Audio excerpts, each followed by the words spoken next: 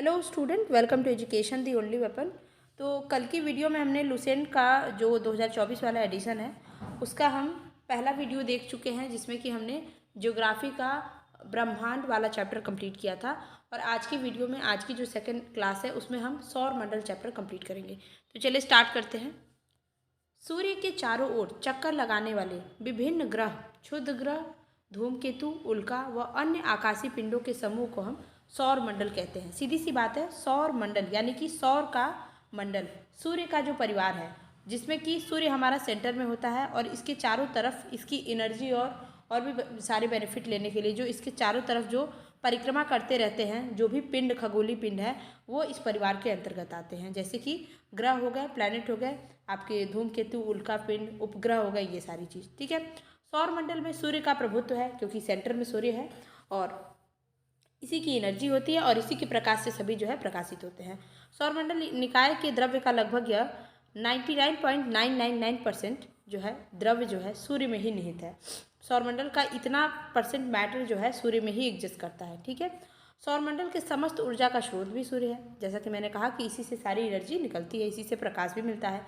प्लैनेमस, ये सौर मंडल जो हमारा सूर्य का जो परिवार है, इसके जस्ट बगल में दो जुड़वा मतलब पिंडों का समूह है, उनको बोला जाता है प्लैनेमस। ये अलग से पॉइंट हो गया। अब हम सूर्य के बारे में समझ लेता है। तो देखिए, सूर्य जो है हमारा सौरमंडल का प्रधान है। ओके। यह हमारी मंदाकिनी, मंदाकिनी मैंने बताया था जो तारों का समूह होता है, तो सूर्य भी हमारा एक तारा है। और जो हमारी मंदाकिनी, जिसमें हमारा सौरमंडल एग्जिस्ट करता है, पाया जाता है, वो जो मंदाकिनी है उसमें सूर्य कहाँ स्थित है, सूर्य अपने परिवार के साथ कहाँ स्थित है, तो ये एक कोने में स्थित है। जस्ट सपोज ये हमारी पूरी दुग्ध मेखला है। ठीक है। इसमें बहुत सारे तारे हैं, बहुत सारे तारों का परिवार है, उसमें जो सूर्य का परिवार है, सौरमंडल जो है यहाँ पे साइड में स्थित है। ठीक है। और जो दुग्ध मेखला है, इसका जो अगर हम यहाँ केंद्र माने तो यहाँ से इसकी जो डिस्टेंस है सौरमंडल की और दुग्ध मेखला के केंद्र से जो दूरी है, तो 30,000 प्रकाश वर्ष की दूरी पर हमारा सौरमंडल एक कोने में स्थित है। कहाँ से? मंदाकिनी के सेंटर से। ठीक है। तो जो अब मंदाकिनी के सेंटर में नहीं है सूर्य, सौरमंडल यहाँ पे है और मंदाकिनी ये टोटल है, तो इसको एक तरह से एक चक्कर पूरा लगाने में जो है, सूर्य भी गति करता रहता है मंदाकिनी के चारों तरफ, तो इसको एक चक्कर गति लगाने में जो है 25 करोड़ वर्ष लग जाते हैं, यानी 250 मिलियन वर्ष इसको लग जाता है मंदाकिनी का एक चक्कर लगाने में। और कितने स्पीड से गति करता है, तो 250 किलोमीटर प्रति सेकेंड की गति से जो ये है सूर्य मंदाकिनी के चारों ओर परिक्रमा करता है। ठीक है। सूर्य अपने अक्ष पर पृथ्वी के अपोजिट घूमता है। पृथ्वी कैसे घूमती है? पश्चिम से पूर्व घूमती है, यानी कि पृथ्वी जो है वेस्ट टू ईस्ट घूमती है, जबकि सूर्य हमारा ईस्ट टू वेस्ट घूमता है। ठीक है। इसे याद रखेंगे। और इसका मध्य भाग जो है, सूर्य जैसे गति कर रहा है, तो इसका जो खुद का मध्य भाग है वो 25 दिनों में, और ध्रुवीय भाग जो है 35 दिनों में एक घूर्णन पूरा करता है। ठीक है। सूर्य भी ऐसे गति करते हुए, घूमते हुए अपने स्थान पर ही तो ऐसे गति करता है, परिक्रमण भी करता है, परिभ्रमण भी करता है। ठीक है। सूर्य एक गैसीय गोला है। ओके। हमारे जितने भी आकाशीय पिंड हैं, जो भी खगोलीय पिंड है, वो गैस, धूल, मिट्टी, कण के ही तो बने हुए हैं। तो सूर्य में भी क्या है? सूर्य भी एक गैसीय गोला है, जिसमें सबसे ज़्यादा हाइड्रोजन पाया जाता है 71%, हीलियम पाया जाता है 26.5%, और अन्य तत्वों का कॉम्पोजिशन जो है 2.5% है।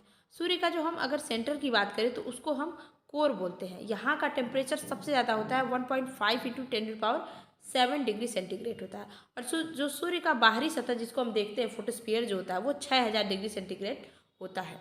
बहुत ही ज़्यादा टेम्परेचर, अनुमान भी नहीं लगाया जाता है कि, नहीं लगा सकते आप कि कितनी ज़्यादा गर्मी होती होगी वहाँ पे। ठीक है।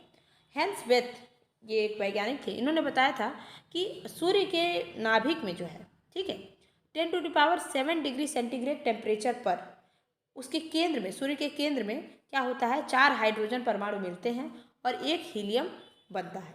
जैसे आपको पता है कि 1H1 और 1H1 जब रिएक्ट करेंगे तो क्या बनेगा? 2H4 बनेगा। ठीक है। जो हमारा हीलियम है, ये इसका 2 इसका एटॉमिक नंबर होता है और 4 इसका एटॉमिक मास होता है। ठीक है। तो जब 4 हाइड्रोजन मिलते हैं तो 2He4 बनता है, यानी हाइड्रोजन के मिलने से जो हीलियम का प्रोसेस, हीलियम बनता है, उस प्रोसेस के दौरान जो एनर्जी निकलती है, उसी से सूर्य को लगातार ऊर्जा मिलती रहती है, वो और प्रकाशवान रहता है, लाइट उसमें हमेशा बनी रहती है। तो इस प्रक्रिया को हम बोलते हैं न्यूक्लियर, क्या बोलते हैं? फ्यूजन बोलते हैं, नाभिकीय संलयन बोलते हैं। तो ये हमारे केंद्र में होता है। तो हेंस वेथ ने बताया कि ये चीज़ तो होती है, पर कितने डिग्री टेम्परेचर पे होती है? 10⁷ डिग्री टेम्परेचर पे जो है हाइड्रोजन से हीलियम बनने का प्रोसेस होता है सूर्य के केंद्र पे, जिससे कि सूर्य की एनर्जी लगातार बनी रहती है। सूर्य की जो दीप्तिमान सतह मतलब सूर्य का जो लेयर आप देख पाते हैं, सबसे ऊपर वाला जो लेयर उसको फोटोस्फीयर प्रकाश मंडल कहते हैं। प्रकाश मंडल का जो प्रकाश मंडल ये है, तो इसका जो किनारा होता है ये प्रकाशवान नहीं होता है, ठीक है, क्योंकि ये क्या करता है, क्योंकि सूर्य का वायुमंडल जो है प्रकाश का अवशोषण कर लेता है, ठीक है, प्रकाश को सोख लेता है और वहाँ प्रकाश मतलब यहाँ पे लाइट नहीं हो पाती है। जैसे आपने ब्लैक होल ये पिंड अगर कभी आपने न्यूज़ में सुना होगा, तो ये लोग की इतनी ज़्यादा आकर्षण पावर होती है कि ये खुद ही अपना जो है क्या करते हैं, अपने प्रकाश को भी रोक लेते हैं। इतना ज़्यादा इनका अट्रैक्शन पावर होता है, इतना गुरुत्वाकर्षण फोर्स होता है इनके अंदर। तो उसी प्रकार जो सूर्य का किनारा होता है फोटोस्फीयर का, ऊपर वाला लेयर का जो साइड वाला लेयर होता है वो कभी प्रकाशित नहीं होता है, क्योंकि वो क्या कर लेता है, प्रकाश को अवशोषित कर लेता है।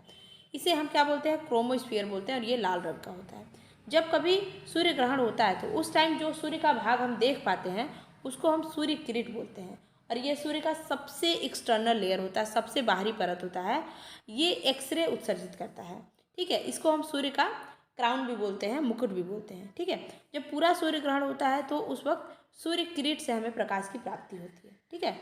जब फुल होता है सूर्य ग्रहण तब हम सूर्य किरीट के से प्रकाश की प्राप्ति कर पाते हैं, जो कि ऊपर की लेयर होती है, ठीक। अब हम ब्रह्मांड के बारे में थोड़ा सा समझ लेते हैं कि शुरू शुरू में हम ब्रह्मांड के बारे में क्या जानते थे और अभी हम ब्रह्मांड को कैसे देखते हैं। देखिए, सबसे पहले जो है, सबसे स्टार्टिंग में ब्रह्मांड क्या है, ये सारी चीज़ों के बारे में क्लॉडियस टॉलेमी ने बताया कि ऐसा है। उन्होंने देखा सुना समझा अपने हिसाब से बताई चीज़ें कि ऐसा है, हमारी जो पृथ्वी है वो सेंटर में है, और जो हम आकाश में तारे सितारे ये सब देखते हैं या जो भी आकाशीय पिंड होते होंगे वो सब हमारी पृथ्वी की गति करते हैं। तो पहले पृथ्वी को हीरो बना दिया इन्होंने और थ्योरी दे दी अपनी जियोसेंट्रिक थ्योरी, यानी कि भू केंद्रीय सिद्धांत। भू मतलब होता है धरा पृथ्वी, और केंद्रीय मतलब सब कुछ, भूमि जो है हमारी केंद्र में, यानी पृथ्वी केंद्र में है और सब कुछ इसके चारों तरफ घूम रहा है। तो क्लॉडियस टॉलेमी ने सबसे पहले सिद्धांत दिया जियोसेंट्रिक थ्योरी कि भाई ऐसा है, पृथ्वी हमारा सेंटर में है, बाकी सब इसके चारों तरफ गति कर रहे हैं। और ये इन्होंने 140 ईस्वी में दिया था, इतना पुराना ये सिद्धांत है। इसके बाद आते हैं लगभग 140 मतलब कम से कम 1200-1300 साल बाद आते हैं हमारे कॉपरनिकस। ये बहुत ही खतरनाक बोल सकते हैं इनको, इन्होंने बहुत बड़ी बात बोली थी। पोलैंड के खगोल शास्त्री थे, इन्होंने ये बताया, एक्चुअल बात इन्होंने बताई कि एक्चुअली पृथ्वी केंद्र में नहीं है हमारी, जबकि सूर्य केंद्र में है, और खुद पृथ्वी भी इसका चक्कर लगाती है, ठीक है। तो क्लॉडियस टॉलेमी ने पृथ्वी को हीरो बनाया और निकोलस कॉपरनिकस जब आते हैं तो ये सूर्य को हीरो बना देते हैं। बट इन्होंने बोला कि जो हमारा सूर्य है वही हमारा ब्रह्मांड है, ब्रह्मांड का केंद्र है, पूरा ब्रह्मांड ही इसके तरफ है, चारों तरफ घूम रहा है। पर इनको क्या पता था कि ब्रह्मांड तो हमारा एक कोने में छोटा सा अपने 8 फैमिली मेंबर को लेकर के चमकता रहता है सूर्य, ऐसा नहीं है मतलब कि ये ब्रह्मांड ही टोटल इसी के चारों तरफ है। ये तो केवल हमारा जो दुग्ध मेखला है उसके साइड में एक छोटा सा तारा है और इसकी अपने फैमिली है, बस इसका इतना ही एग्जिस्टेंस है। इस तब तक 1473 से 1543 ईस्वी के दौरान ये अंदाज़ा किसी ने नहीं लगाया था कि ब्रह्मांड इतना विशाल है कि सूर्य उसमें एक छोटा सा पार्ट है, ये चीज़ तब तक नहीं आई थी। तो कॉपरनिकस ने जो सिद्धांत दिया उसको बोला गया हेलियोसेंट्रिक, यानी सूर्य केंद्रीय सिद्धांत। अभी तक भू केंद्रीय था, अब सूर्य केंद्रीय सिद्धांत। बाद में 1600 ईस्वी में, मतलब ये आपकी 1630 ईस्वी जाते जाते 16वीं शताब्दी में, एक टाइको ब्रे, इन्होंने, इनके सहायक थे एक कैप्लर जिन्होंने वो बताया था कि दीर्घ वृत्ताकार वाली नियम दी थी, जिन्होंने कि किस तरह से गति होती है, वो वाले जो हमारे जियोग्राफी में फिजिक्स में इनके बारे में हमने बहुत पढ़ा है। इनकी जो थ्योरी है दीर्घ वृत्ताकार, इन्होंने बताया एक्चुअली कि ग्रही कक्षाओं के नियम की खोज इन्होंने की थी कि किस तरह से जो है गति हो रही है, ये सारी चीज़ इन्होंने बताई। पर इन्होंने भी बस यही बताया कि भाई सूर्य किस तरह से गति कर रहा है, सूर्य के चारों तरफ क्या गति हो रही है। तो इन्होंने सूर्य को और ही ज़्यादा हाईलाइट कर दिया। ब्रह्मांड का केंद्र तब तक भी सूर्य ही था। अंततः जो है 1900 शताब्दी में जो है 1900 ईस्वी में, यानी 20वीं शताब्दी के आरंभ में जाकर हमारी मंदाकिनी यानी कि दुग्ध मेखला की तस्वीर आती है, जिसमें हम देख पाते हैं कि भाई इतनी बड़ी मंदाकिनी में यहाँ पे सूर्य छोटा सा बस है, और तब जाके हमें पता चलता है कि हमारा ब्रह्मांड कितना बड़ा है और सूर्य इसमें एक छोटा सा पार्ट है। और तब जाके ब्रह्मांड को, यूनिवर्स को एक, मतलब कहते हैं ना, यूनिवर्स ही अब जानने समझने का विषय बन गया था, ना कि सूर्य। और सूर्य एक छोटा सा पार्ट बना, ठीक है। और यहाँ पे ब्रह्मांड जो एक्चुअली चीज़ थी उसको ये गौरव प्राप्त हुआ। मतलब कहने का बात ये है कि गौरव प्राप्त होना जैसा कुछ नहीं है, मतलब हम ब्रह्मांड को अब समझने लगे। ठीक है, केपलर ने ही दीर्घवृत्ताकार सिद्धांत के बारे में बताया था कि सूर्य के चारों तरफ प्रत्येक जो खगोलीय पिंड है वो एक इलिप्टिकल फॉर्म में जो है दीर्घवृत्ताकार पथ पे जो है गति कर रहा है। ठीक है, नॉट लाइक 1 मिनट, अगर सूर्य यहाँ पे है तो इस तरह से गति नहीं हो रही है, इस तरह से गति हो रही है दीर्घवृत्ताकार पथ में। ठीक, अच्छा आगे क्या है, सूर्य की उम्र की बात करें तो हमारे सूर्य की उम्र है 5 बिलियन वर्ष। ठीक, और भविष्य में सूर्य द्वारा ऊर्जा देते रहने का समय माना गया है 10⁻11 वर्ष। मतलब उम्र भले सूर्य की जो है 5 मिलियन वर्ष है, पर सूर्य द्वारा एनर्जी कब तक निकलेगी तो 10⁻11 वर्ष तक जो है हमें सूर्य की ऊर्जा प्राप्त होती रहेगी। तब तक हम तो रहेंगे नहीं बिल्कुल भी। सूर्य के प्रकाश को पृथ्वी तक पहुंचने में 8 मिनट 16.6 सेकंड का समय लगता है। इसको बहुत अच्छे से आप याद रखेंगे। अब देखिए, जो सौर ज्वाला होती है, ठीक है, अगर ये सूर्य है, ठीक, तो सूर्य से जो है ज्वाला निकलती रहती है। ठीक है, तो सूर्य ज्वाला को हम उत्तरी ध्रुव पर ऑरोरा बोरियोलिस बोलते हैं और दक्षिणी ध्रुव पर जो है ऑरोरा ऑस्ट्रेलिस बोलते हैं। देखिए, जो पृथ्वी है इसका जब से टॉप मोस्ट जो पार्ट है जिसको हम पोलर रीजन बोलते हैं, जहाँ पे बहुत ही ज़्यादा ठंडी होती है, 6 महीने की दिन 6 महीने की रात होती है, तो यहाँ पे जो सब जब यहाँ पे सोलर फायर पड़ते हैं, जब सूर्य की ज्वाला पड़ती है यहाँ पे, तो नॉर्थ पोल पे इसको हम बोलते हैं बोरियोलिस और साउथ पोल पे बोलते हैं इसको ऑस्ट्रेलिस। इसके लिए छोटा सा ट्रिक है, NBSA यानी नॉर्थ में आप बोरियोलिस बोलेंगे और साउथ में आप ऑस्ट्रेलिस बोलेंगे। इसे आप याद रख सकते हैं, बाकी आप अपने तरीके से भी याद रख सकते हैं।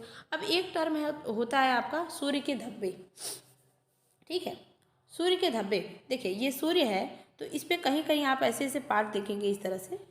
ठीक है, वैसे तो इतने पार्ट से नज़दीक से आप देख नहीं पाएंगे, बट टेलीस्कोप की मदद से देखा गया है कि सूर्य पे कुछ धब्बे पाए जाते हैं, जो कि कुछ नहीं होता है, बल्कि यहाँ पे जब अगर सूर्य की यहाँ पे सारे टेम्परेचर जो हैं, इस जगहों पे टेम्परेचर अगर 6000 डिग्री सेंटीग्रेड है, तो इन धब्बों पे सूर्य का जो टेम्परेचर होता है 1500 डिग्री जो है सेल्सियस से जो है टेम्परेचर यहाँ पे कम होता है। तो ये धब्बे के समान दिखते हैं। ये धब्बे जो है 22 वर्ष तक सूर्य पे चक्र, मतलब 22 वर्ष तक इनका चक्र चलता है। किस प्रकार से, देखिए, स्टार्टिंग के 11 वर्ष तक ये धब्बे जो हैं, अगर मैं इनको मिटा दूँ, इस तरह से सूर्य बनाती है दोबारा से, अगर स्टार्टिंग में एक छोटा सा डॉट है तो 11 वर्ष के दौरान में ये इतना बड़ा बनेगा। ठीक, फिर 11 वर्ष, अगले 11 वर्ष में ये छोटा सा फिर हो जाएगा ऐसे, फिर घट के ये छोटा सा हो जाएगा। ठीक है, यानी कि स्टार्टिंग के 11 वर्ष तक ये धब्बा बढ़ता है और उसके बाद के 11 वर्ष तक ये धब्बा घटता रहता है। ये क्रम चलता रहता है, 22 वर्षों का ये क्रम रहता है। ठीक है, जब सूर्य पर ये धब्बे दिखलाई देते हैं तो उस टाइम हमारे पृथ्वी पे जो है मैग्नेटिक स्टॉर्म आते हैं। ठीक है, यानी कि चुंबकीय झंझावट, यानी कि जितनी भी चीज़ें मैग्नेटिक पावर से जो गवर्न होती हैं, जैसे कि हमारी बिजली, फिर सैटेलाइट वाले जितने भी चीज़ें हैं, फ़ोन का चलना, टीवी का चलना, ठीक है, रेडियो, ये सारी चीज़ें जो चलती हैं, चुंबकीय सुई की दिशा ये सारी बदल जाती है, उसमें गड़बड़ी हो जाती है, क्योंकि क्या होता है, सूर्य के धब्बों की वजह से मैग्नेटिक स्टॉर्म आते रहते हैं पृथ्वी पे। ठीक है, यही कारण होता है कि बिना वजह के जो है नेटवर्क इशू देखने को हमको मिल जाती है इस झंझावट की वजह से। सूर्य का व्यास की बात करें तो अगर सूर्य का जो हम व्यास देखें इस तरह से, तो 13,92,000 किलोमीटर है, जो पृथ्वी के व्यास का लगभग 110 गुना ज़्यादा है। अंदाज़ा लगा सकते हैं आप कितना ज़्यादा है। सूर्य हमारी पृथ्वी से लगभग 13 लाख गुना बड़ा है, ये हमको याद रखना है। और पृथ्वी को सूर्य ताप का 2 अरबवां भाग मिलता है, मतलब जो सूर्य का टेम्परेचर है उसका 2 अरबवां भाग जो है पृथ्वी प्राप्त कर पाता है। मतलब सोचिए कितना सा, मतलब पॉइंट में मिलता है सूर्य को, सूर्य का टेम्परेचर पृथ्वी पे। फिर भी गर्मी के महीने में क्या ही हालत हो जाती है हमारी। अच्छा, मध्य रात्रि का सूर्य किसको बोला जाता है? इसका अर्थ है कि जब ध्रुवीय वृत्त में, यानी कि ये ऊपर का जो पोलर रीजन है, यहाँ पर सूर्य जब देर तक चमकता है तो उसको हम मध्य रात्रि का सूर्य कहते हैं। ठीक है, आर्कटिक रीजन में ये दिखाई पड़ता है, रात में सूर्य दिखाई देता है। ठीक है, सौरमंडल के पिंड की बात कर लेते हैं, हमने सूर्य के बारे में बात कर ली। अब इंटरनेशनल एस्ट्रोनॉमिकल यूनियन यानी IAU का जब प्राग सम्मेलन हुआ था 2006 में, तो उस दौरान जो है सौरमंडल के तमाम पिंडों की जो है क्लासिफिकेशन की गई थी कि कौन कौन से पिंड हैं, कौन से ग्रह हैं, कौन से उपग्रह हैं, क्या क्या चीज़ें हैं, कौन कौन से सौरमंडल पिंड हैं, उनके बारे में बताया। तो परंपरागत ग्रह जो हमारे कल्चरल प्लैनेट रहे हैं, जैसे बुध, शुक्र, पृथ्वी, मंगल, बृहस्पति, शनि, अरुण, वरुण, ये हमारे परंपरागत ग्रह हैं। और बौने ग्रह जो प्लूटो जो है सबसे पहले परंपरागत ग्रह था, पर बाद में इसको भी हटा दिया गया क्योंकि ये ग्रह होने की कंडीशन को फॉलो नहीं कर रहा था, प्लेनेट होने की जो कंडीशन होती है वो फॉलो नहीं कर रहा था। तो प्लूटो, चेरॉन, सेरस, 2003, UV 313 ये सारे के सारे क्या हैं, ये बौने ग्रह हैं। ठीक है, ग्रह तो हैं पर बौने ग्रह हैं, और ये ग्रह होने की जो वो एलिजिबिलिटी होती है उसको फॉलो नहीं करते। अगर लघु सौर मंडलीय पिंड की बात करें तो उसमें आपका धूमकेतु होता है, उपग्रह होते हैं और भी छोटे छोटे पिंड होते हैं। अच्छा, ये जो लघु सौर मंडलीय पिंड हैं ये कहीं अलग से नहीं आए होते हैं। जो सपोज कि इतना बड़ा ब्रह्मांड है, कभी तो ऐसा होता होगा ना कि 2-4 पिंड आपस में भिड़ जाते होंगे। ठीक है, ग्रह ही आपस में भिड़ गए तो उनका कुछ पार्ट टूट के निकल जाता होगा।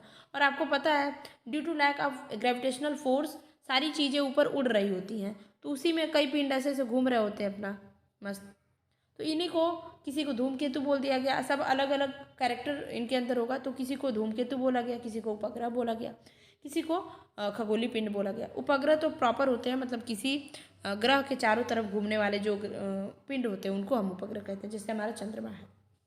ठीक है, पर ये भी कहीं ना कहीं से अलग होकर निकले हैं। अच्छा, अब हम बात करते हैं ग्रह। ग्रह वो खगोलीय पिंड होता है जो तमाम शर्तों को पूरा करता है। अब ये शर्त क्या है भाई, पहला तो सूर्य के चारों तरफ क्या करे, परिक्रमा करे। दूसरा, उसके अंदर ग्रेविटेशनल फोर्स हो जिसके कारण उसके अंदर जितने भी एलिमेंट है वो सब कॉन्स्ट्रिक्ट होके, मतलब एक तरह से उनके ऊपर ग्रेविटेशन फोर्स लगे और वो एक गोल स्वरूप लेके रहे, मतलब राउंडेड शेप में रहे। ठीक, उसके आसपास का क्षेत्र भी साफ हो ताकि वो आराम से जो है अपना गति कर पाए, यानी कि भीड़ भाड़ में रहे तो क्या करे, लड़ जाए आपस में, ऐसा ना हो। ग्रहों की उपयुक्त परिभाषा INU यानी जो हमने अभी पढ़ा इंटरनेशनल एस्ट्रोनॉमिकल यूनियन के अनुसार जो है ये सारी चीज़ें तय की गई थी। ठीक, इस ग्रह की परिभाषा के आधार पे जो प्लूटो है जिसको यम बोलते हैं हम, वो ग्रह की श्रेणी से हटा दिया गया। ठीक है, तो पहले ग्रह कितने होते थे, 9, और अब कितने रह गए, 8। ऐसा ये क्या ऐसा किया कि ये ग्रह की श्रेणी से हट गया, ये क्या करता था, जो सूर्य का पथ है सूर्य के चारों तरफ अपने ऑर्बिट में जो ये गति करता था, तो ये निकल के दूसरे के ऑर्बिट में चला जाता था, और ऐसा करने वाले जो है प्लेनेट के श्रेणी में नहीं आते हैं, इसलिए इसको हटा दिया गया था। अब हम बात करते हैं पार्थिव या फिर आंतरिक ग्रह की, टेरेस्ट्रियल या फिर इनर प्लेनेट। ये देखिए, ये सूर्य है और ये बुध शुक्र पृथ्वी मंगल शनि बृहस्पति शनि अरुण वरुण इस तरह से जो शेप रहता है। तो बुध शुक्र पृथ्वी मंगल, इसके बाद यहाँ पे जो है ये आपका क्षुद्र ग्रह की पेटियाँ रहती हैं, मतलब ये पूरा आपका क्षुद्र ग्रह से भरा रहता है। तो इसके अंदर का जो ये 4 ग्रह होता है ना, क्योंकि इन चारों के अंदर पृथ्वी जैसा ही कैरेक्टर पाया जाता है, इसलिए इनको हम बोलते हैं पार्थिव ग्रह, पृथ्वी की तरह वाले ग्रह, आंतरिक ग्रह या फिर पार्थिव ग्रह। अब आंतरिक इसलिए बोला जाता है कि भाई इस लाइन के अंदर है इसलिए आंतरिक ग्रह, और चूंकि पृथ्वी की तरह कैरेक्टर है इसलिए पार्थिव ग्रह। ओके, हाँ, ये चीज़ होती है। तो हमारे बुध शुक्र पृथ्वी मंगल जो है पार्थिव ग्रह होते हैं, पृथ्वी की तरह होते हैं, और सूर्य और क्षुद्र ग्रह के अंदर है इसलिए इनको हम भीतरी ग्रह भी बोलते हैं। और ये मैक्सिमम जो है चट्टानों से बने हैं, मतलब यहाँ पे आपको सॉलिड चीज़ें देखने को मिल जाएंगी, और ये सूर्य के सबसे ज़्यादा निकट होते हैं, उसमें भी बुध सबसे ज़्यादा होता है। अब हम बाह्य ग्रह की बात करें तो भाई जो हमारा क्षुद्र ग्रह की बेल्ट होती है उसके बाहर वाला जो 4 ग्रह होते हैं, जैसे बृहस्पति शनि अरुण वरुण, यहाँ बृहस्पति या फिर शनि या अरुण वरुण, ये लोग को बोला जाता है बाह्य ग्रह या फिर जोवियन ग्रह, क्योंकि इनके अंदर बृहस्पति जैसे कैरेक्टर होते हैं इसलिए हम इनको बोलते हैं बृहस्पति ग्रह। ठीक है, और सूर्य से बाहर है, सूर्य से बहुत दूर हैं और इस लाइन के बाहर है इसलिए बाह्य ग्रह। ठीक, मंगल बुध शुक्र पृथ्वी। अब देखिए, ये जितने भी ग्रह हैं जिनका नाम सप्ताह के नाम से शुरू होता है, सप्ताह के नाम वाले जितने भी ग्रह हैं इनको आप अपनी खुली आंखों से देख सकते हैं, जैसे मंगल बुध बृहस्पति शुक्र शनि, इसलिए मैंने यहाँ पे वीक नेम्स लिखा है, मतलब जो वीक वाले नेम हैं उनको हम देख सकते हैं खुली आंखों से। ठीक, और आकार के अनुसार अब हम देख लेते हैं ग्रहों का क्रम घटते क्रम में। तो सबसे बड़ा ग्रह हमारा कौन है, बृहस्पति है, फिर शनि है, फिर अरुण है, फिर वरुण है, फिर पृथ्वी है, मंगल है, फिर बुध है, यानी सबसे छोटा ग्रह आपका बुध है और सबसे बड़ा ग्रह कौन सा है, पृथ्वी है। और आकार के हिसाब से हमारे सबसे बड़ी ग्रह जो हमारी बृहस्पति है, आकार के हिसाब से सबसे बड़ा ग्रह जो है बृहस्पति, और हमारा पृथ्वी 5वें नंबर पे आता है देखिए, और सबसे छोटा कौन सा है, बुध है। अगर हम घनत्व की बात करें, सबसे ज़्यादा घनत्व किसका है और सबसे कम घनत्व किसका है, तो सबसे कम घनत्व होता है शनि का, क्योंकि आप जानते हैं ये जो क्षुद्र ग्रह की बेल्ट होती है उसके बाहर पाए जाते हैं और इनके अंदर जो है सॉलिड कैरेक्टर नहीं होता है, ये गैसों के मैक्सिमम बने रहते हैं, इसलिए इनका घनत्व भी बहुत कम रहता है। तो शनि का घनत्व सबसे कम रहता है, उससे ज़्यादा घनत्व अरुण का, फिर बृहस्पति का, फिर नेपच्यून, फिर मंगल, शुक्र, बुध और पृथ्वी का घनत्व सबसे अधिक होता है। यानी कि घनत्व के मामले में शनि का घनत्व जो है सबसे कम और पृथ्वी का घनत्व सबसे अधिक है। अब हम बात करेंगे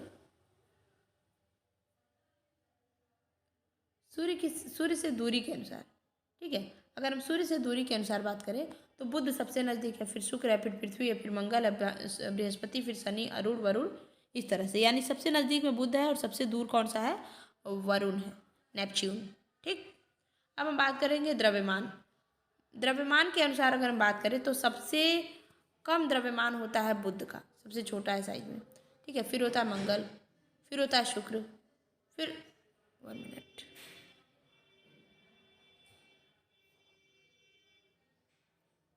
सॉरी,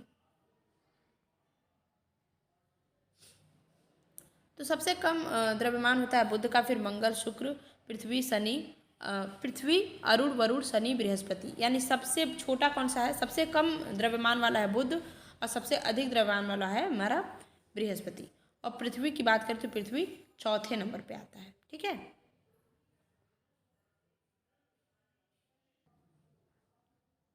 परिक्रमण काल के अनुसार अगर ग्रहों का क्रम देखेंगे तो सबसे कम समय में परिक्रमण करता है बुध, क्योंकि इसकी साइज छोटी है इसलिए जल्दी परिक्रमण कर लेता है।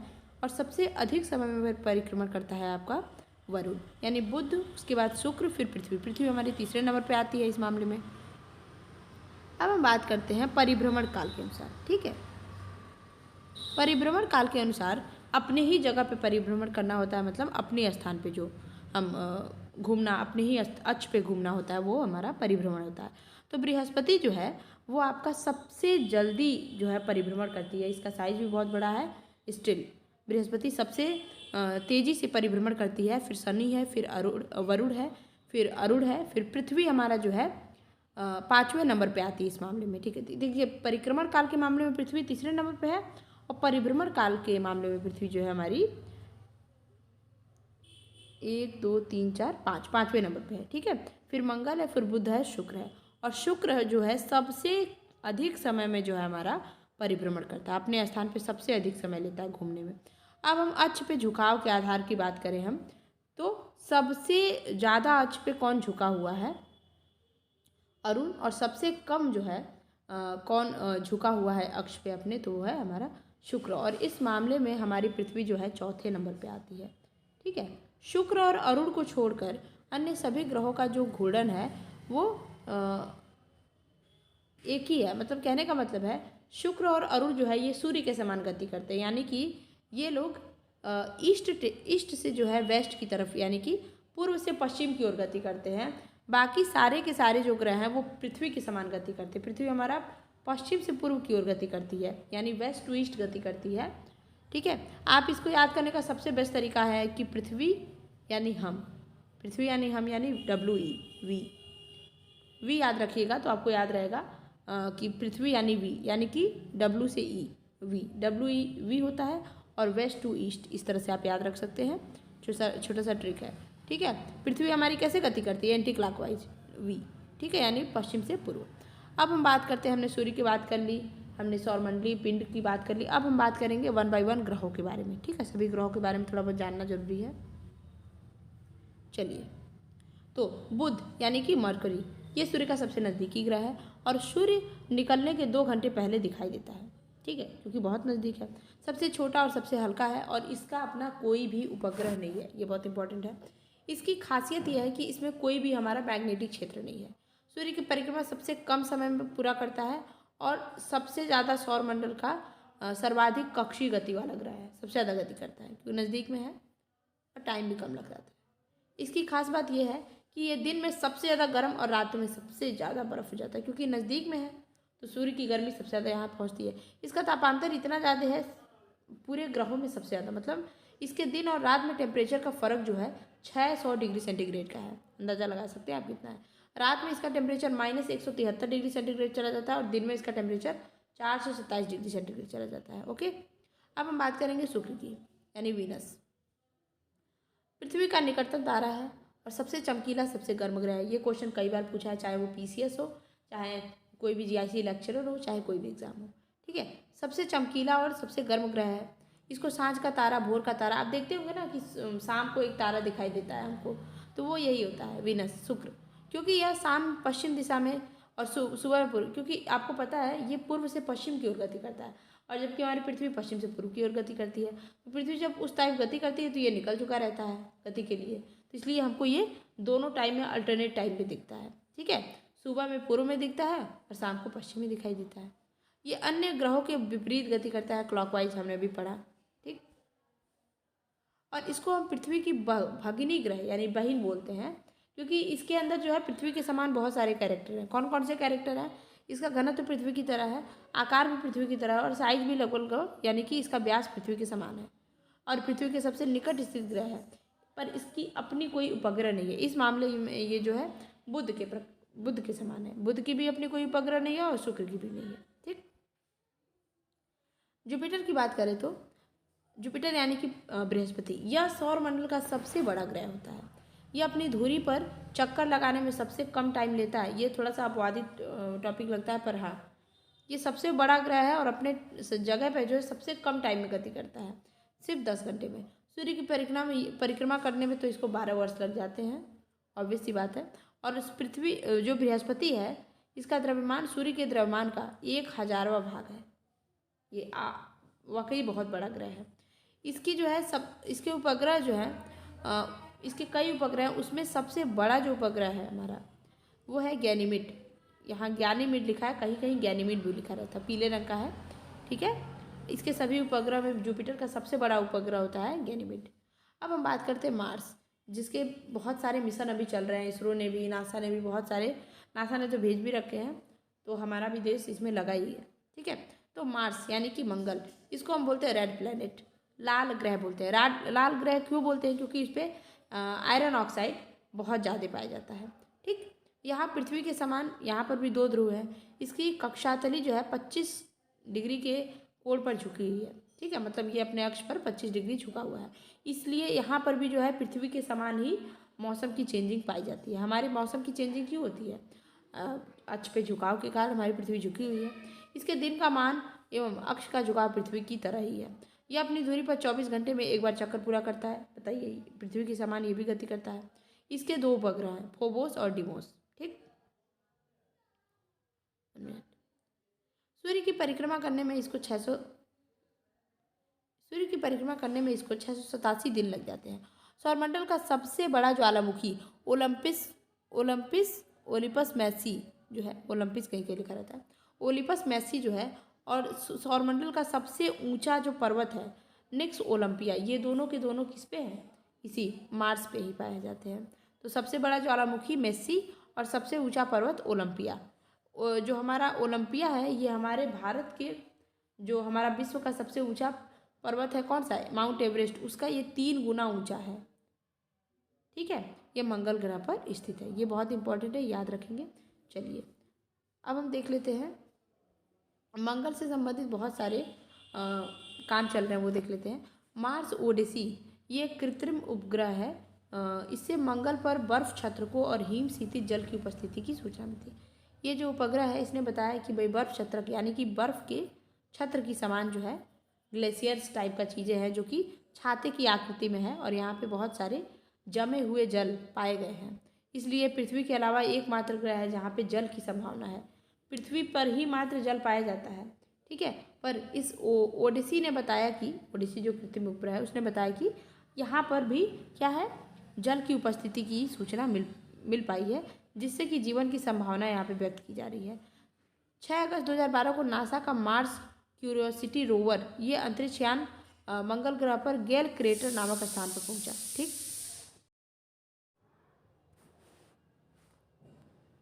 6 अगस्त 2012 को नासा का मार्स क्यूरियोसिटी रोवर, ये एक अंतरिक्ष यान है नासा का, इसको मंगल ग्रह पर गेल क्रेटर नामक स्थान पर भेजा गया, जो कि मंगल ग्रह पर पाई जाने वाली जीवन की संभावना हो सकती है या नहीं, या फिर वहाँ पर क्या इन्वायरमेंट है, इन सारे चीज़ों की जो है स्टडी कर रहा है और अभी भी मतलब कंटिन्यू है, ये कर रहा है। ठीक, भारतीय अनुसंधान संस्थान यानी कि जो हमारा इसरो है, इसने अपना मार्स ऑर्बिट मिशन यानी मॉम 5 नवंबर 2013 को आंध्र प्रदेश के श्रीहरिकोटा से जो है लॉन्च किया था। ठीक है, PSLV C-25 से इसको प्रक्षेपित किया गया था और यह भारत का पहला अंतराग्रही अभियान है। मतलब पहली बार किसी और ग्रह पे हमने अभियान भेजा था, किसी और प्लेनेट पे भेजा था। अभी तक हम जो है पृथ्वी और चंद्रमा में ही थे, अब हमने किसी दूसरे प्लेनेट पे पहली बार अभियान भेजा था।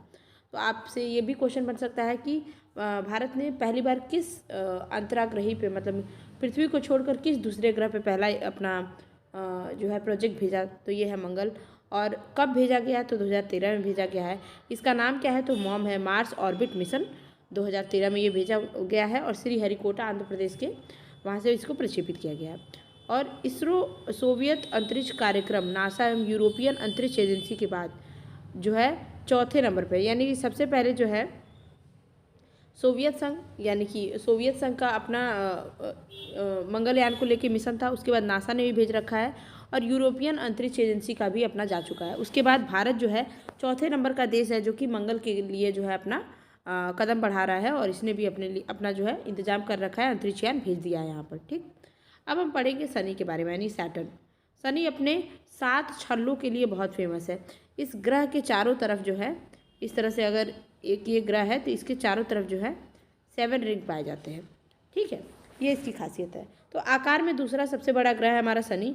ये मुख्यतः 2 हल्के गैस हाइड्रोजन और हीलियम तत्वों से बना हुआ है। ठीक है, इसकी विशेषता यह है कि इसके तल के चारों ओर वलय यानी रिंग पाई जाती हैं। ठीक है, कुछ एक्स्ट्रा ये चीज़ नहीं है, आपको ये लाइट जैसे कुछ दिखती रहती हैं। ठीक है, बहुत मोटी मोटी लाइट की लाइन है। ठीक है, और ये कितनी है, 7 है। आकाश में पीले तारे के समान ये दिखाई देता है, तो इसका रंग कैसा है, पीला है। इसके घनत्व की बात करें तो 0.7 ग्राम प्रति सेंटीमीटर क्यूब, बहुत ही कम है। इसका जो घनत्व है ये सभी ग्रहों और जल से भी कम है और इसको अगर पानी में रखेंगे तो ये तैरने लगेगा, इतना हल्का है। ठीक, शनि का सबसे बड़ा उपग्रह, शनि के भी बहुत सारे उपग्रह हैं, उसमें सबसे बड़ा उपग्रह जो है हमारा टाइटन है, जो बृहस्पति का गैनीमेड था और शनि का जो है टाइटन है। सौरमंडल का दूसरा सबसे बड़ा उपग्रह है कौन, टाइटन। यह आकार में इतना बड़ा है कि ये बुध के बराबर है। ये भी क्वेश्चन बन सकता है आपसे कि किस ग्रह का उपग्रह जो है आकार में बुध के बराबर है, तो वो है हमारा टाइटन जो कि शनि का उपग्रह है। टाइटन की खोज जो है 1665 में डेनमार्क के खगोल शास्त्री क्रिश्चियन हाइजोन ने की थी। एकमात्र ऐसा उपग्रह है जिसका पृथ्वी जैसा स्वयं का सघन वायुमंडल है, तो इसका अपना एटमॉस्फियर भी है। फोबे नामक शनि का उपग्रह जो है इसकी कक्षा में घूमने की विपरीत दिशा में परिक्रमा करता है। मतलब अगर शनि जो है हमारा पश्चिम से पूर्व की ओर घूम रहा है, ठीक है, पर इसका एकमात्र ऐसा उपग्रह है फोबे जो कि पूर्व से पश्चिम की ओर इसकी तरफ इसके चारों ओर जो है पूर्व से पश्चिम की ओर घूमता है, ईस्ट टू वेस्ट डायरेक्शन में घूमता है। ये थोड़ी खास बात थी। बात करते हैं हम यूरेनस की। तो यूरेनस आकार में तीसरा सबसे बड़ा ग्रह है। इसका टेम्परेचर जो है -215 डिग्री सेंटीग्रेड होता है। इसकी खोज 1781 में विलियम हर्शल द्वारा की गई थी। इसके चारों ओर 9 रिंग पाए जाते हैं और 5 रिंग का नाम अगर हम देखें तो अल्फ़ा, बीटा, गामा, डेल्टा और एप्सिलॉन है। ठीक है, यह अपने अक्ष पे जो है पूर्व से पश्चिम एज यूजुअल जैसे पृथ्वी घूमती है वैसे ये भी घूमता है। और जबकि और जो ग्रह है वो जो क्या घूमते हैं, नहीं, पृथ्वी से अपोजिट घूमता है ये अरुण। ठीक है, शुक्र और अरुण यही तो दोनों अलग हैं पृथ्वी से। बाकी सभी जो है क्या करते हैं, एंटी क्लॉकवाइज घूमते हैं और ये क्लॉकवाइज घूमता है। यहाँ सूर्योदय जो है पश्चिम की ओर से होता है और सूर्यास्त कहाँ होता है, पूरब की ओर होता है, क्योंकि ये अपोजिट है। इसमें सभी उपग्रह जो है पृथ्वी की विपरीत दिशा में ही परिभ्रमण करते हैं। मतलब इसके सारे के सारे उपग्रह और ये खुद अरुण ये सब के सब पृथ्वी के अपोजिट यानी कि ईस्ट टू वेस्ट में जो क्या करते हैं, गति करते हैं। ठीक, यह अपनी धुरी पर सूर्य की ओर इतना झुका हुआ है कि लेटा हुआ दिखलाई देता है। मतलब इस टाइप से पूरा एकदम ही झुक गया है इस तरह से, यानी कि इसको हम लेटा हुआ ग्रह भी इसलिए कहते हैं। और इसका सबसे बड़ा उपग्रह कौन सा है, टाइटेनिया। नाम में थोड़ा सा ध्यान रखेंगे कि शनि का जो उपग्रह था उसका नाम था टाइटन और यूरेनस का जो है इसका नाम है टाइटेनिया, तो थोड़ा सा फर्क है। और वहीं जो नेपच्यून का उपग्रह इसका नाम है ट्राइटन, मतलब इसमें आर जुड़ गया है इसलिए इसको याद रखेंगे आप। अच्छा, अब हम बात करते हैं नेपच्यून की। तो इसकी खोज हुई थी 1846 में, जर्मन खगोलज्ञ जॉन गाले ने की थी। ठीक है, नई खगोलीय व्यवस्था में यह सूर्य से सबसे दूर स्थित ग्रह है। ठीक है, मतलब पहले प्लूटो हुआ करता था सबसे दूर, और अभी जो है नेपच्यून सबसे दूर ग्रह है, 8वें नंबर का ग्रह है।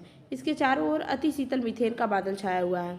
ठीक है, तो आपसे क्वेश्चन बन सकता है मीथेन कहाँ पाए जाते हैं, किस ग्रह के चारों तरफ है, तो वो हमारा नेपच्यून है। इसके उपग्रहों में ट्राइटन जो है मुख्य है, याद रखेंगे। अब हमारी बात आती है हमारा अपना घर यानी पृथ्वी।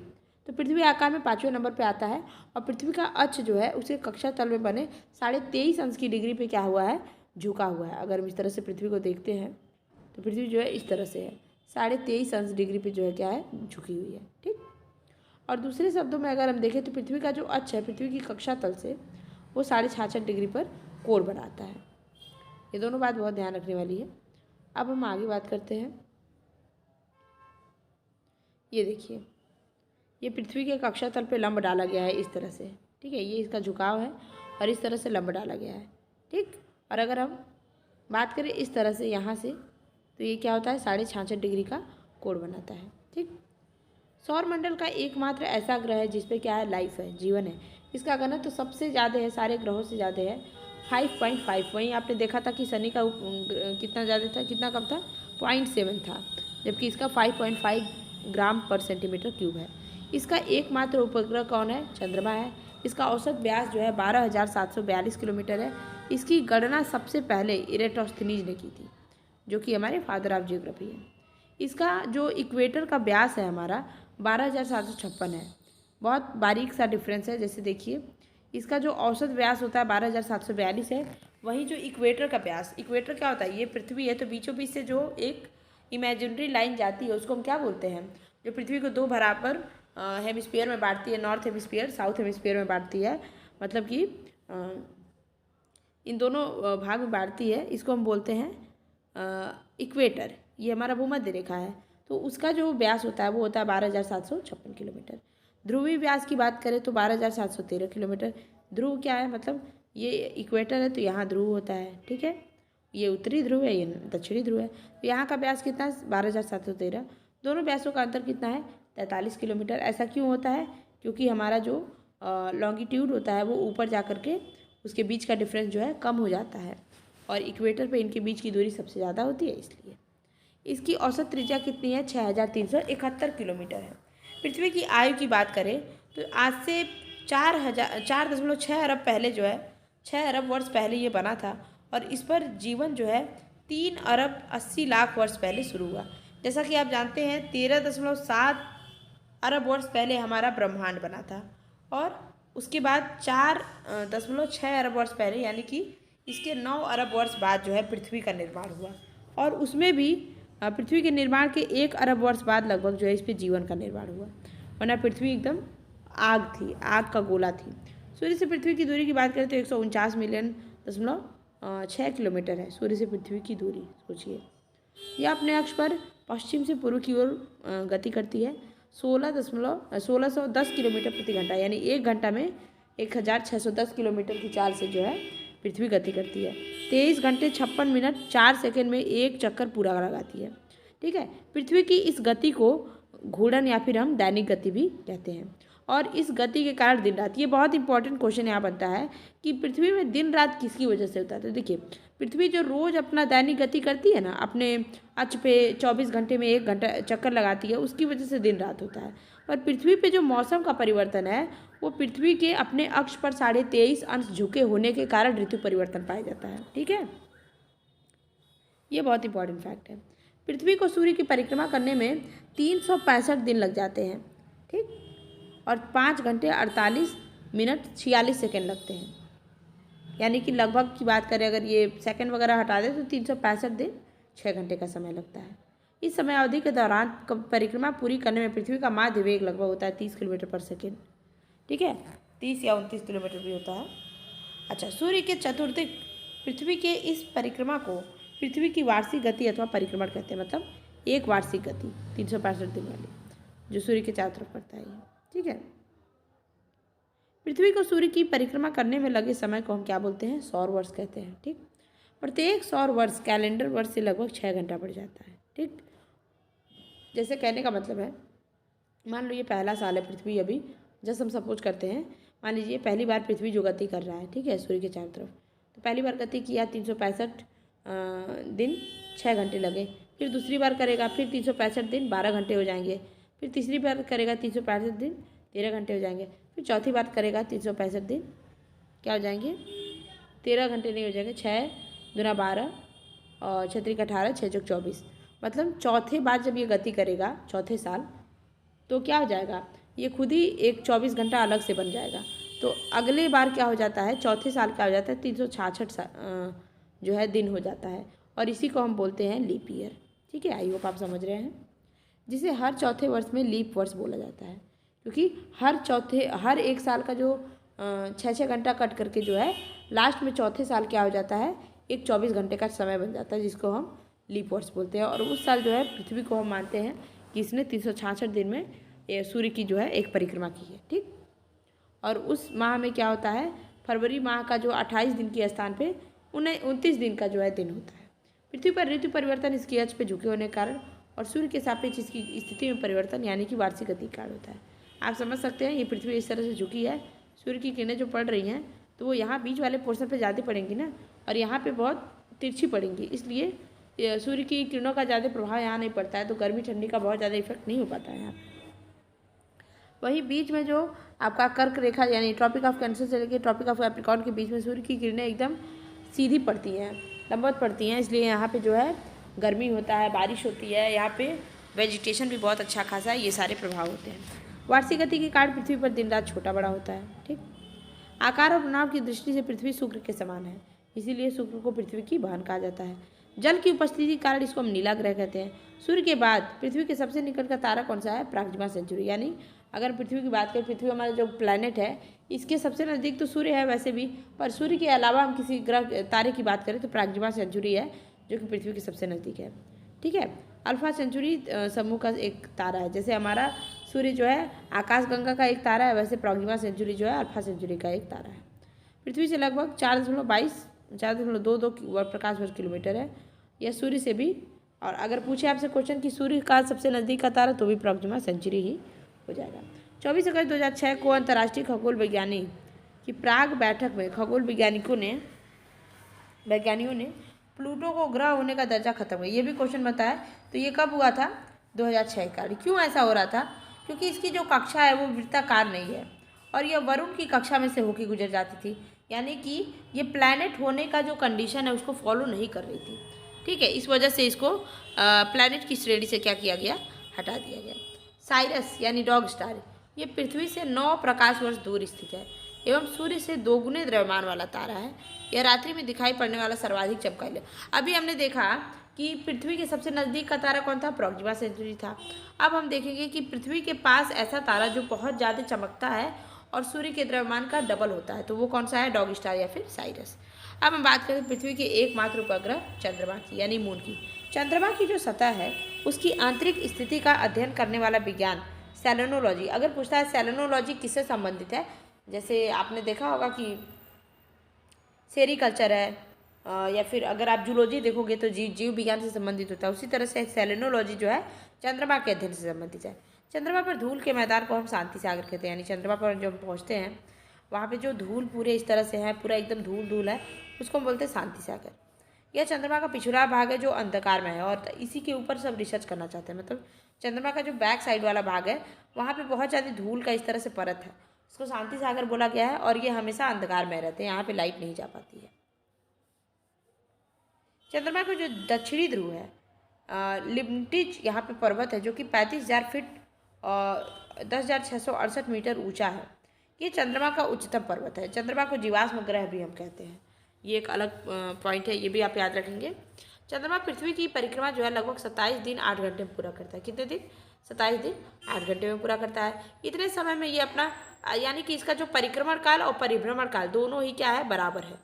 ये अपने अक्ष पर भी 27 दिन 8 घंटे में एक चक्कर पूरा करता है और पृथ्वी के भी चारों तरफ इतने ही समय में एक चक्कर पूरा कर लेता है।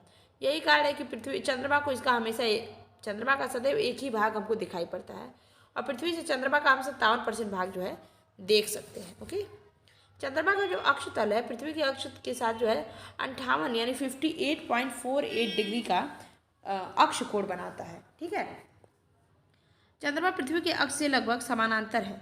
इसका परिक्रमण पथ भी दीर्घवृत्ताकार है। ठीक, कैसा है? दीर्घवृत्ताकार। चंद्रमा का जो व्यास है 3480 किलोमीटर है। कितना है?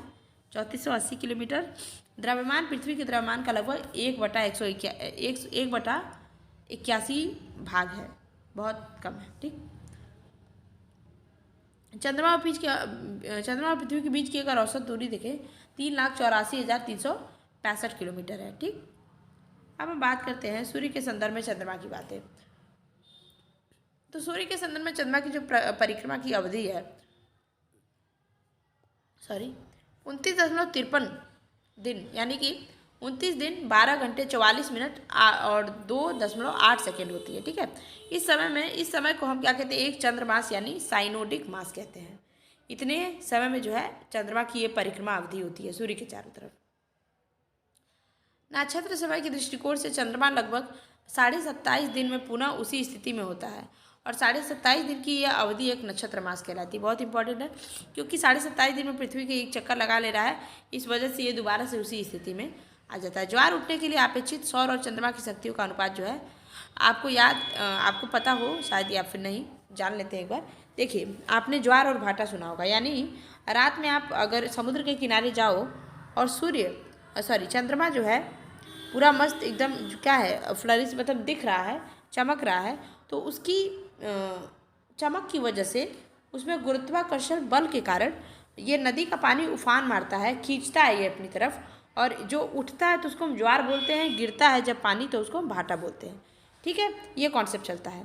तो और ये चीज़ चंद्रमा के कारण भी होता है और सूर्य के कारण भी होता है, यानी दिन में भी और रात में भी ज्वार भाटा आते हैं। पर इनकी शक्तियों का जो अनुपात होता है, तो सूर्य की कितनी शक्ति होती है ज्वार भाटा लाने के लिए? वो होती है 11, और चंद्रमा की शक्ति का अनुपात है 5। तो 11:15 का रेशियो होता है, 5 का रेशियो होता है। अपोलो के अंतरिक्ष यात्रियों द्वारा लाए गए चट्टान से पता चलता है कि चंद्रमा भी उतना ही पुराना है जितना पृथ्वी, 460 करोड़ पुराना, यानी 4.6 अरब वर्ष पहले हमने जो भी पढ़ा था। इन चट्टानों में टाइटेनियम सबसे ज़्यादा पाया जाता है। किसके चट्टानों में? चंद्रमा के चट्टानों में। अब हम बात करें सुपरमून। सुपरमून क्या होता है भाई? जब चंद्रमा पृथ्वी के सबसे नज़दीक होता है तो उसको हम क्या कहते हैं? सुपरमून, पेरिजी, और इसको हम पेरिजी फुल मून भी कहते हैं। ठीक है, इसमें चाँद जो है हमेशा की बजाय 14% ज़्यादा बड़ा दिखता है और हमेशा की बजाय 30% ज़्यादा चमकीला दिखता है। कब? ये सुपरमून को होता है, जब चंद्रमा और पृथ्वी के बीच में बहुत कम दूरी होती है। ठीक है, सुपरमून शब्द सबसे पहले जो है 1979 में ज्योतिषी रिचर्ड नोल ने ये टर्म दिया था। ठीक है, अब हम बात करते हैं ब्लू मून। ब्लू मून क्या है भाई? एक मिनट। एक कैलेंडर माह में 2 पूर्णिमाएँ होती हैं। ठीक है, तो दूसरी पूर्णिमा को हम क्या बोलते हैं? ब्लू मून बोलते हैं। इसका मुख्य कारण 2 पूर्णिमाओं के बीच अंतराल 31 दिनों से कम होना है, तो उसको हम क्या बोलते हैं? ब्लू मून बोलते हैं। ठीक है, यानी सेकेंड वाली जो पूर्णिमा होती है वो ऐसा 2-3 साल पर होता है। ठीक है, 2-3 सालों पे ऐसी पूर्णिमा आती है जिसको हम ब्लू मून बोलते हैं। कब ऐसा होता है? जब 2 पूर्णिमाओं के बीच में डिफरेंस 31 दिनों से कम होता है, तब ब्लू मून वाली पूर्णिमा हमको देखने मिलती है। अगस्त 2012 में 2 पूर्णिमा यानी 2 अगस्त को एक और 31 अगस्त को देखे गए थे, और इनमें से 31 अगस्त की पूर्णिमा को हमने ब्लू मून बोला था, क्योंकि इनके बीच में डिफरेंस कितना हुआ? 31 दिन से कम हो गया, इसलिए।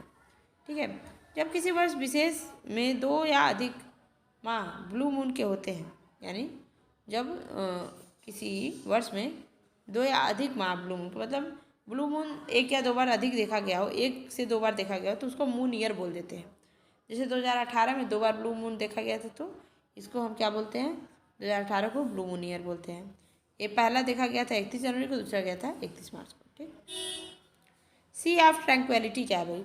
चंद्रमा पर वह स्थान है जहाँ अमेरिका का अंतरिक्ष यान अपोलो 11 उतरा, और शिव शक्ति चंद्रमा के दक्षिणी ध्रुव पर वह स्थान है जहाँ भारत का चंद्रयान 3 जो है, चंद्रयान 3 का लैंडर विक्रम उतरा था, उसको हम क्या बोलते हैं? शिव शक्ति। चंद्रमा पर दक्षिणी ध्रुव पर वो स्थान जहाँ पे हमारे चंद्रयान 3 का लैंडर विक्रम उतरा था, उसको हम बोलते हैं शिव शक्ति। और जहाँ पे सी ऑफ ट्रैंक्विलिटी, उसको बोलते हैं चंद्रमा का वह स्थान जहाँ पे अपोलो 11 जो है उतरा था। अब हम बात कर लेते हैं बौने ग्रहों की। यम, प्लूटो। IAU ने इसका नाम जो है 134340 रखा, यानी क्लाड टॉमो ने इसकी खोज की थी, बोनेग्राम प्लूटो की, जिसको 2006 में जो है ग्रह की श्रेणी से हटा दिया गया। अगस्त 2006 में इसको हटा दिया गया था। ठीक, यम को क्यों हटाया गया भाई? ऐसा है, आकार में चंद्रमा से छोटा था, इसकी कक्षा वृत्ताकार नहीं थी और वरुण की कक्षा को काट देता था। ठीक है। सेरस क्या है? इसकी खोज इटली के खगोल शास्त्री पियाजी ने किया था। IAU की नई परिभाषा के अनुसार इसे बौने ग्रह की श्रेणी में रखा गया है। किसको? सेरस को। इसे संख्या 1 से जाना जाएगा और इसका व्यास जो है बुध की व्यास का 1.5 भाग है। ठीक, इतना छोटा है ये वही चीज़ों को समराइज करके यहाँ पे दिया हुआ है। ठीक है। हाँ, ग्रहों का रंग हमने नहीं देखा था, तो ग्रहों का रंग हम देख लेते हैं। बुध किस कलर का होता है? कलर ही नहीं है। शुक्र जो है हमारा चमकीला होता है गर्म होने के कारण। पृथ्वी जो है नीला होता है जल के कारण। मंगल जो है आपका लाल होता है आयरन ऑक्साइड Fe2O3 के कारण। बृहस्पति आपका पीला होता है सल्फर डाइऑक्साइड के कारण। शनि जो है आपका काला होता है नाइट्रोजन के कारण। ठीक है। अरुण जो है आपका काला हरा होता है मीथेन के कारण, हमने देखा था चारों तरफ मीथेन होता है। वरुण जो है हल्का नीला होता है, ये भी मीथेन के कारण। ठीक, बृहस्पति और शनि के जो उपग्रह हैं 53 है, ऐसा NCERT के अनुसार है। और परिभ्रमण क्या होता है भाई? या घूर्णन। ग्रह जब अपने अक्ष पे घूमते हैं तो उसको परिभ्रमण बोलते हैं, और किसी और के किनारे घूमते हैं तो उसको क्या बोलते हैं? चारों तरफ, तो वो परिक्रमण होता है। ठीक, अब हम जो छोटे सोलर पिंड हैं उनको हम देख लेते हैं जरा सा। एस्टेरॉइड। शुक्र ग्रह क्या होता है? मंगल बृहस्पति की कक्षाओं के बीच में मैंने बात किया था कि बुध शुक्र पृथ्वी मंगल ये 4 इस तरह से ग्रह, उसके बाद से एक एस्टेरॉइड बेल्ट बना हुआ, उसके बाद फिर बृहस्पति आता है। ये जो बेल्ट है ना, इसको हम बोलते हैं एस्टेरॉइड बेल्ट। ठीक है। सूर्य की परिक्रमा कर रहे होते हैं, क्षुद्र ग्रह कहलाते हैं।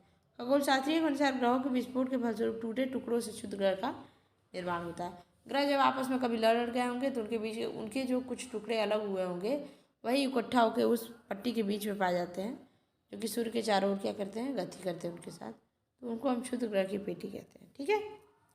और क्षुद्र ग्रह जब पृथ्वी से टकराता है तो पृथ्वी के पृष्ठ पर बहुत विशाल गर्त बनाता है, जैसे महाराष्ट्र का जो लोनार झील है इसी का एक एग्जाम्पल है।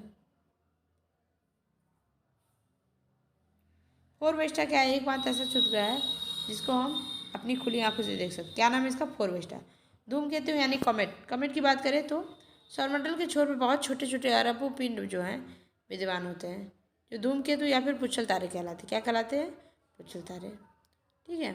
यह गैस और धूल का संग्रह होता है, कुछ नहीं होता पुच्छल तारों में, कुछ नहीं होता अलग से, ये गैस और धूल के ही बने होते हैं। ठीक है। इसमें एक लंबी सी पूंछ टाइप की स्ट्रक्चर होती है और आगे देखते हैं मिनट।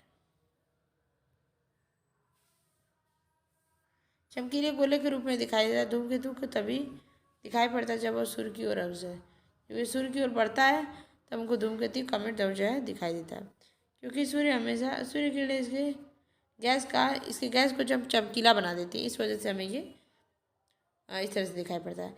धूमकेतु को हमेशा पूंछ की तरह धूमकेतु की जो पूंछ होती है वो सूर्य से दूर की ओर, इसको हम पुच्छल तारा भी कहते हैं। देखिए, अगर सूर्य इधर है, अगर सन इधर है, तो जो धूमकेतु है वो इस तरह से रहती है, यानी इसकी पूंछ जस्ट इसके अपोजिट साइड में रहती है। ठीक है। हैले नामक धूमकेतु का परिक्रमण काल जो है 76 वर्ष है। कितना है? 76 वर्ष है। और ये अंतिम बार कब देखा गया था? 1986 में। 2062 में देखने की इसकी आशंका है।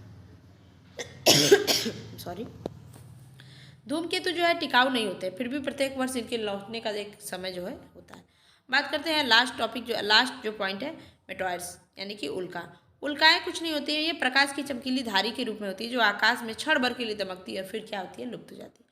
बहुत क्षणिक टाइम के लिए दिखती है, फिर ये खत्म हो जाती, नहीं दिखती है। उल्काएं क्षुद्र ग्रह के टुकड़ों व धूमकेतुओं द्वारा पीछे गए छोड़े गए जो है धूल के कण होते हैं। देखिए, जो ग्रहों के टुकड़े धूमकेतु इनके जो थोड़े बहुत जो पार्ट होते हैं ना, छूटे रहते हैं, छोटे छोटे धूल के कण जो होते हैं, उन्हीं को हम क्या बोलते हैं? मेटॉइड्स बोलते हैं। तो यस, यहाँ पे हमने जो है सेकंड चैप्टर भी कंप्लीट कर लिया, सौरमंडल वाला चैप्टर पूरा कंप्लीट कर लिया। इसकी वीडियो जल्दी मैं अपलोड कर दूँगी।